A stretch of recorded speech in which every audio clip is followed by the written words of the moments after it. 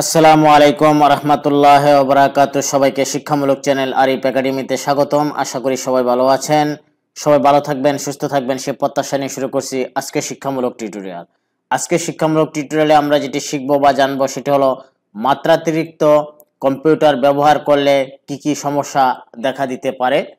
এই চমৎকার বিষয়টি নিয়ে আজকের এই টিউটোরিয়ালটি, চলুন আমরা সবাই জেনে নেই।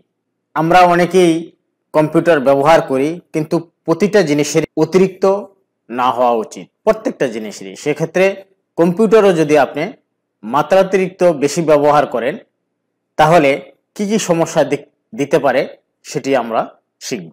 পেশির সমস্যা, যারা বেশি কম্পিউটার ব্যবহার করেন তারা প্রায় এই সমস্যায় ভোগেন।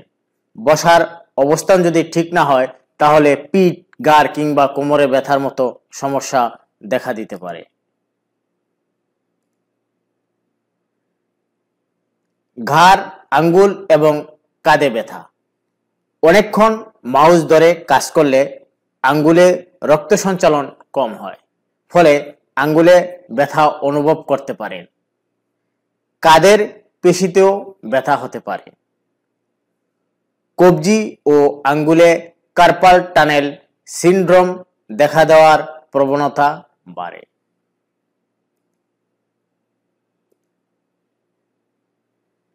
চোখের সমস্যা, আমরা যারা কম্পিউটার ব্যবহার করি, মাত্রাতিরিক্ত যদি কম্পিউটার ব্যবহার করি তাহলে চোখে সমস্যা হতে পারে।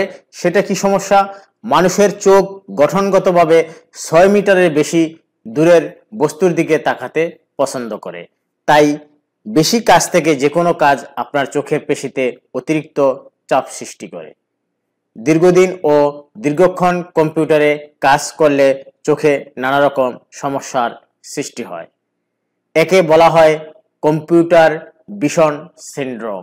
এই সিনড্রোমের মধ্যে রয়েছে চোখ জ্বালাপোড়া করা, চোখ শুষ্ক হয়ে যাওয়া, চোখ চুলকানো, চোখ লাল হয়ে যাওয়া এবং চোখের পানি শুকিয়ে যাওয়া।